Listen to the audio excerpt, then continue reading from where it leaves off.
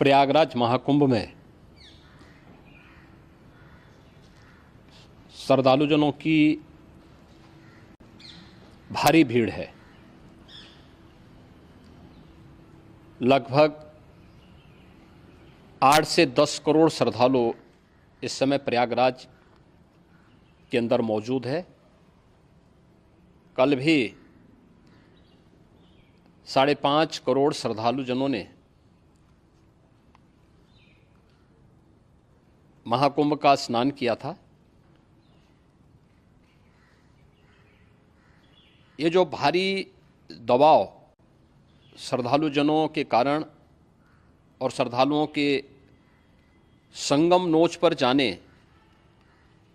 के कारण वहाँ पर एक बना हुआ है, लेकिन पूरा प्रशासन मौके पे वहाँ मौजूद है। रात्रि को 1 से 2 बजे के बीच में अखाड़ा मार्ग पर, जहाँ पे अखाड़ों के अमृत स्नान के दृश्य से बैरिकेड्स भी किए गए थे, तो बैरिकेड्स को फांद करके आने में कुछ श्रद्धालु गंभीर रूप से घायल हुए हैं। उन्हें तत्काल हॉस्पिटल में पहुंचा करके उपचार आदि की व्यवस्था उनके लिए की गई है। उनमें से कुछ श्रद्धालु गंभीर रूप से घायल हैं।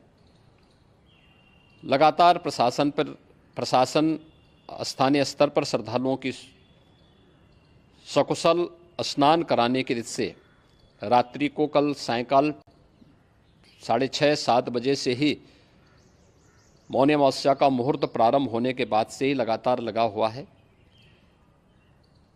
प्रयागराज में महाकुंभ में श्रद्धालुजनों के सकुशल स्नान करने, अमृत स्नान के लिए देश भर से आए हुए श्रद्धालुजनों की व्यवस्था के लिए, उनके कुशल क्षेम के लिए आदरणीय प्रधानमंत्री जी का प्रातःकाल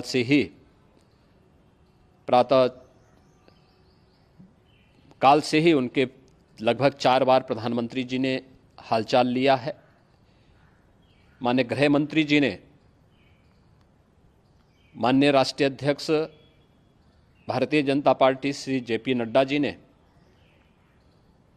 माननीय गृह मंत्री श्री अमित शाह जी ने भी, और प्रदेश की माननीय राज्यपाल श्रीमती आनंदीबेन पटेल जी ने भी लगातार जानकारी लेकर के सभी के कुशल क्षेम और सकुशल स्नान कराने के बारे में निरंतर रिपोर्ट ले रहे हैं। हम लोगों की प्रातःकाल से ही श्रद्धालुजन जो भी आए हैं वे स्नान कर सकें, इसके लिए यहाँ पे उच्च स्तरीय बैठक भी चल रही है, जिसमें मुख्य सचिव भी हैं, DGP हैं, प्रमुख सचिव गृह हैं, मुख्यमंत्री कार्यालय के अपर मुख्य सचिव के साथ ADG लॉ एंड ऑर्डर के साथ साथ अन्य वरिष्ठ अधिकारीगण मौजूद हैं। प्रयागराज में हालात वर्तमान में नियंत्रण में हैं, लेकिन भीड़ का दबाव बहुत बना हुआ है। अखाड़ा परिषद से जुड़े हुए पदाधिकारियों के साथ मैंने स्वयं भी बातचीत की है। आचार्य महामंडलेश्वरों से भी, पूज्य संतों के साथ भी मेरी बातचीत हुई है, और पूज्य संतों ने बड़ी ही विनम्रता के साथ इस बात को कहा है कि नहीं, श्रद्धालु जन पहले स्नान करेंगे और फिर जब उनका दबाव कुछ कम होगा और वे सकुशल वहाँ से निकल जाएंगे, तब हम लोग स्नान करने के लिए संगम की तरफ जाएंगे।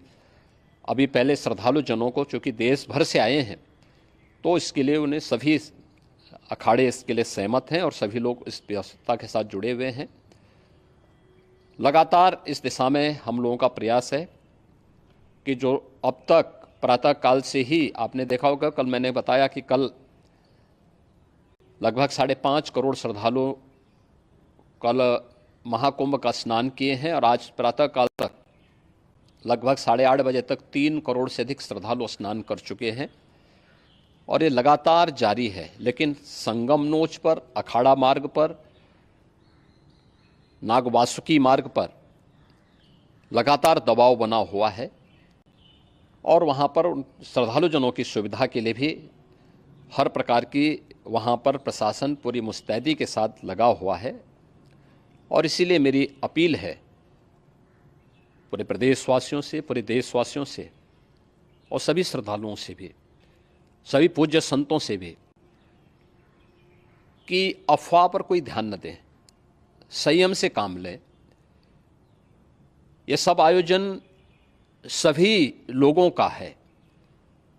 प्रशासन उनकी सेवा के लिए पूरी तत्परता के साथ लगा हुआ है। केंद्र और राज्य सरकार पूरी मजबूती के साथ वहाँ पर हर प्रकार का सहयोग करने के लिए तत्पर है। लेकिन कोई किसी अफवाह पर ध्यान न दे। कोई भी व्यक्ति नकारात्मक अफवाह फैलाने का प्रयास करेगा, उस प्रकार से नुकसान हो सकता है।